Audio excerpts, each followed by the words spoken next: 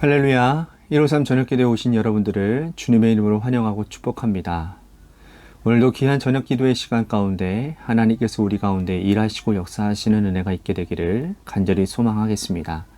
먼저 하나님의 말씀 보도록 하겠습니다. 마가복음 16장, 오늘 마지막 시간이죠. 16장 9절에서 20절 말씀까지 보도록 하겠습니다. 마가복음 16장 9절에서 20절 말씀입니다. 우리 같이 함께 봉독하도록 하겠습니다. 시작. 예수께서 안식 후 첫날 이른 아침에 살아나신 후 전에 7 귀신을 쫓아내어 주신 막달라 마리아에게 먼저 보이시니 마리아가 가서 예수와 함께 하던 사람들이 슬퍼하며 울고 있는 중에 이 일을 알리매 그들은 예수께서 살아나셨다는 것과 마리아에게 보이셨다라는 것을 듣고도 믿지 아니하리라. 그 후에 그들 중 두어 사람이 걸어서 시골로 갈 때에 예수께서 다른 모양으로 그들에게 나타나시니 두 사람이 가서 남은 제자들에게 알리었으되 역시 믿지 아니하니라. 그 후에 11 제자가 음식 먹을 때에 예수께서 그들에게 나타나사 그들의 믿음 없는 것과 마음이 완악한 것을 꾸짖으시니 이는 자기가 살아난 것을 본 자들의 말을 믿지 아니함이로라. 또 이르시되 너희는 온 천하를 다니며 만민에게 복음을 전파하라. 믿고 세례를 받는 사람은 구원을 얻을 것이요 믿지 않는 사람은 정죄받으리라. 믿는 자들에게는 이러한 표적이 따르리니 곧 그들이 내 이름으로 귀신을 쫓아내며 새 방언을 말하며 뱀을 집어 올리며 무슨 독을 마실지라도 해를 받지 아니하며 병든 사람에게 손을 얹은즉 나으리라 하시더라. 주 예수께서 말씀을 마치신 후에 하늘로 올려지사 하나님 우편에 앉으시니라. 제자들이 나가 두루 전파할세 주께서 함께 역사하사 그 따르는 표적으로 말씀을 확실히 증언하시니라. 아멘. 여러분들은 그런 것들 경험해 보셨나요? 제가 청년일 때에는 제가 다녔던 교회는 남자 청년들이 군대 갈 때에 예배 때 앞에 불러내어서 축복 기도해주고 또 함께 기도해주고 그래서 군대를 보냅니다. 그리고 군대를 보낸 이후에도 어떤 청년부에서 이렇게 그 군대 간 청년들을 향해 기도하고 또 교회 소식을 알려주고 또 가끔 편지와 선물을 보내기도 했습니다. 그래서 그런지 이 군대 간 청년들이 휴가 때 되면 제일 먼저 오는 데가 집이 아니라 교회를 먼저 와서 목사님을 먼저 만나고 그리고 청년들과 함께 시간을 보내는 그런 일들이 저도 그런 경험을 했었고 제가 있었던 교회는 그런 일들이 있었습니다. 이 사회와 오랫동안 격리되어 있다가 세상에 나올 때 만나고 싶은 사람도 많고 가야 할 곳도 많이 있죠. 그 중에 가장 먼저 만난 사람, 가장 먼저 발걸음이 닿는 곳이 자신이 가장 사랑하는 사람이고 가장 사랑하는 공동체인 것이죠. 그런데 그곳이 교회가 되고 그곳이 하나님이 된다면 여러분 얼마나 기쁜 일이겠습니까? 우리 예수님도 마찬가지입니다. 예수님께서 사망 권세 이기시고 사흘 동안 무덤에 계시다가 부활하신 이후에 만나고 싶은 사람도 많았고 또 만나야 될 사람들도 많으셨지만 가장 먼저 부활의 영광을 보이신 그 사람들이 주께서 가장 사랑하는 사람들이었고 그리고 주님께서 꼭 만나야 될 사연이 있는 사람들이었다는 겁니다. 오늘 본문에는 예수님께서 부활하신 이후에 가장 먼저 찾아가신 사람들이 등장을 하고 있습니다. 이 사람들의 면면을 우리들이 살펴보면서 우리는 어떤 존재인가? 우리는 부활하신 주님을 가장 먼저 만나고 싶은 열심이 있고 또 그런 인생을 살고 있는지 오늘 나 자신을 돌아보는 그런 시간이 되었으면 좋겠습니다. 예수님께서 부활하신 이후에 가장 먼저 찾아오신 분은 다름 아닌 막달라 마리아였습니다. 오늘 본문 9절 말씀 보십시오. 예수께서 안식 후 첫날 이른 아침에 살아나신 후 전에 7 귀신을 쫓아내어 주신 막달라 마리아에게 먼저 보이셨다라고 말씀을 하고 있습니다. 예수님께서 부활하신 이후에 가장 먼저 찾아가신 이는 제자들이 아니었어요. 예수님은 제자들과 함께 3년을 동거하시고 또 그들과 함께 깊은 영적인 교감을 나누셨습니다.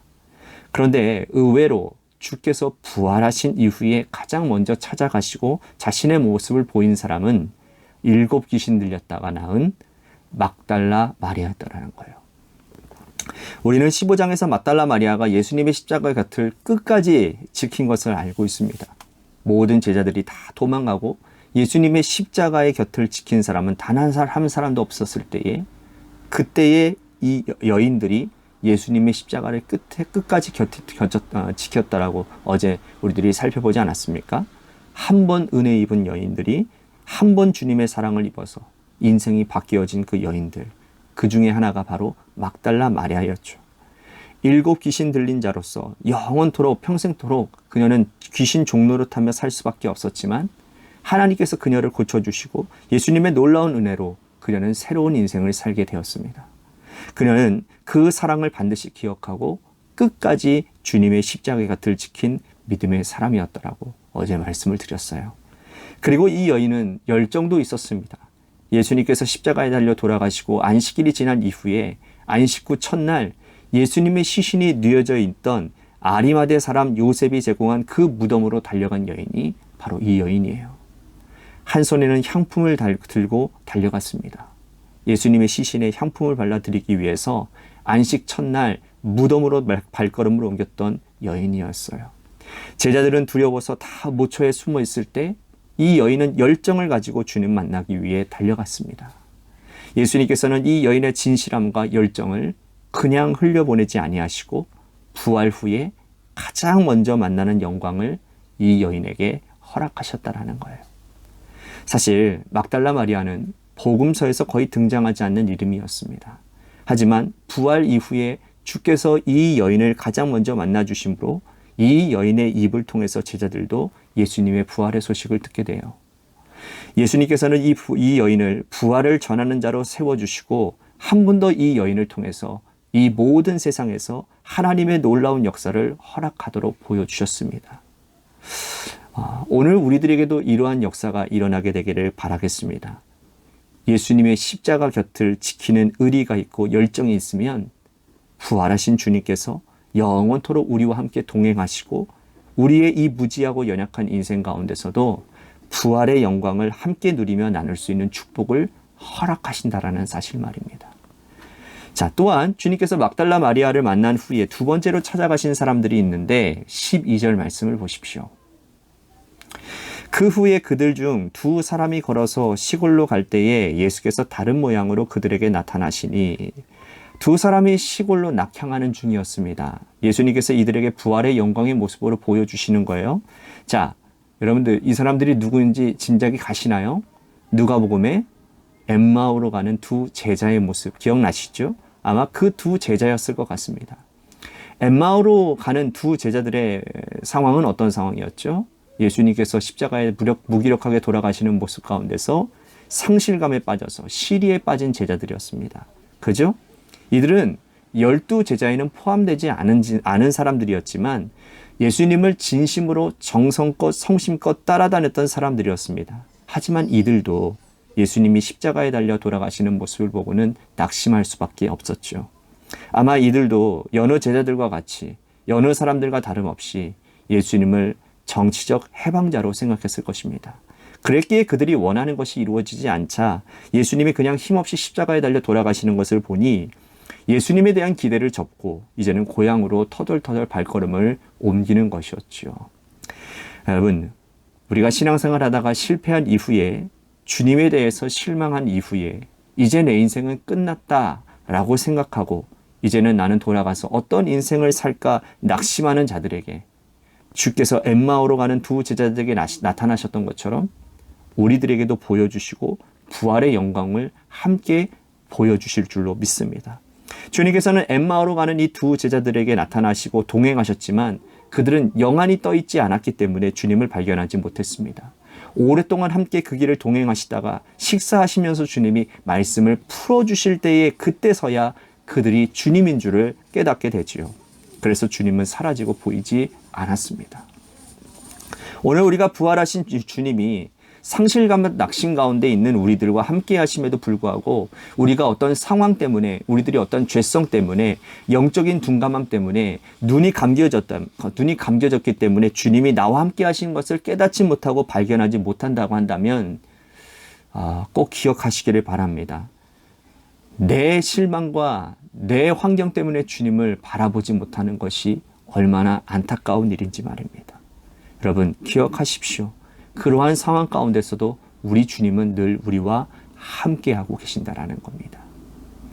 영적인 눈이 열려져야 돼요. 영안이 떠져야 됩니다.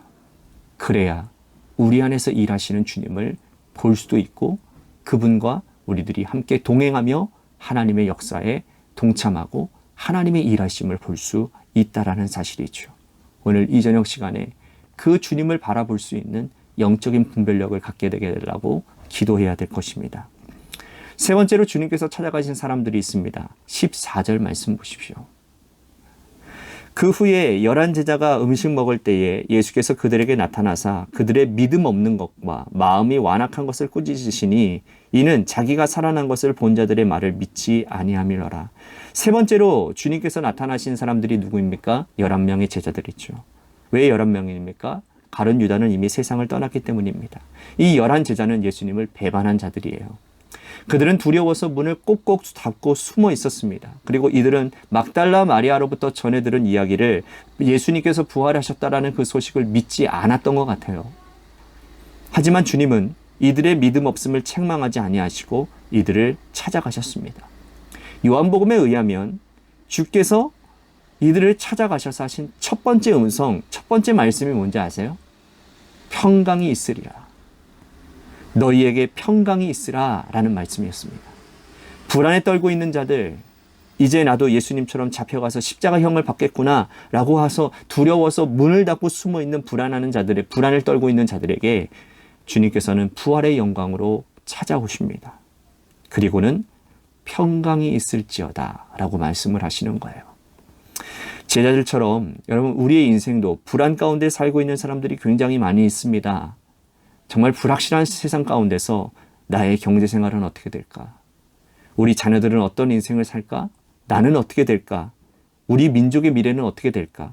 북한에 의해서 지금 엄청난 위협을 받고 있는데 이 나라가 지금 어떻게 되어질까?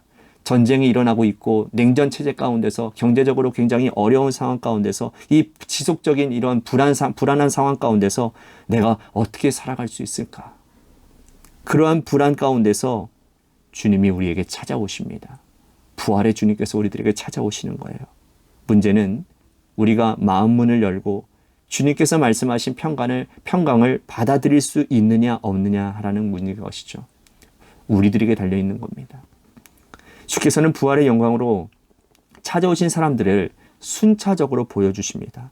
열정과 의리를 지킨 자를 가장 먼저 찾아가시고 상실감과 시리에 빠진 자들도 찾아가시고 불안에 떨고 있는 제자들도 찾아가시고 이렇게 주께서는 모든 계층과 모든 종류의 사람들에게 다 찾아가셨다라는 거예요.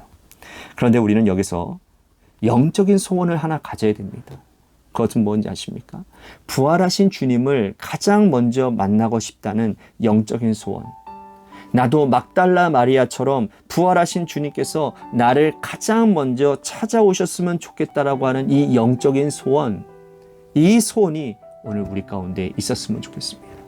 이 소원을 가지시고 우리도 막달라 마리아처럼 평생 동안 주님의 십자가 곁을 지키는 의리의 믿음의 백성들이 되시고 열정을 가지고 살아가는 흔들림 없는 하나님의 자녀가 되는 헌세가, 놀라운 역사가 우리 가운데 있게 해달라고, 그리하여 부활의 영광이 우리의 인생을 항상 빛내고 그 빛나는 영광 가운데 살아가는 믿음의 백성이 되게 해달라고 오늘 말씀을 생각하며 우리 같이 기도했으면 좋겠습니다. 또 한 가지 우리 같이 기도할 것은 우리 재개발 가운데 놓여져 있는 주님의 교회를 위해서 기도합니다. 오늘은 주민총회가 있는 날이어서 수요 예배를 드리지 못하고 이렇게 영상으로 올려드립니다. 어떻게 하나님께서 일하실지는 우리들이 알 수 없지만 그러나 하나님께서 분명히 선한 계획 가운데 주님의 교회를 인도해 주실 줄로 믿습니다. 그래서 우리가 기도해야 될 것은 어떠한 상황에 의해서 하나님 두려운 마음을 갖는 것이 아니라 이러한 상황들을 통해서 하나님이 만들어 가실 일들에 대한 소망을 가지고 하나님 이 재개발 모든 과정 가운데 주님의 선한 역사와 하나님의 이렇게 순탄한 일들이 일어나게 하여 주시고 은혜를 더하여 주시옵소서라고 우리 같이 기도했으면 좋겠습니다.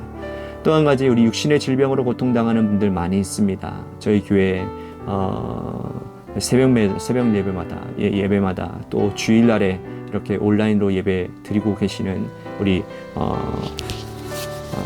문흥자 집사님이 계십니다.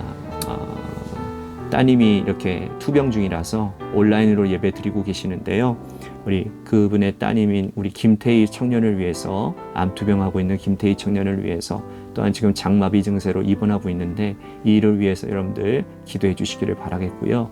또한 우리 김은정 집사님의 남편분을 위해서, 남편의 강건함을 위해서도 기도해 주시고, 또한 그 가정의 구원을 위해서도 기도해 주시기를 바라겠습니다. 또한 우리 김순환 권사님의 심장을 위해서 여러분들 기도해 주시고, 또 많은 분들이 아픔 가운데 있습니다. 우리 장은주 성도님의 다리를 하나님께서 주님께서 회복시켜 주시옵소서라고 여러 사람들을 위해서 기도해 주셨으면 좋겠습니다. 우리 고3 수험생과 또한 시험을 준비하고 있는 이예림 청년을 위해서 기도해 주시고, 마지막으로 여러분들의 삶의 자리와 여러분들의 자녀들을 위해서 기도하시다가 시간 돌아가시기를 바라겠습니다. 노래 끝날 때까지 우리 함께 기도하며 나아가도록 하겠습니다. 기도하시겠습니다.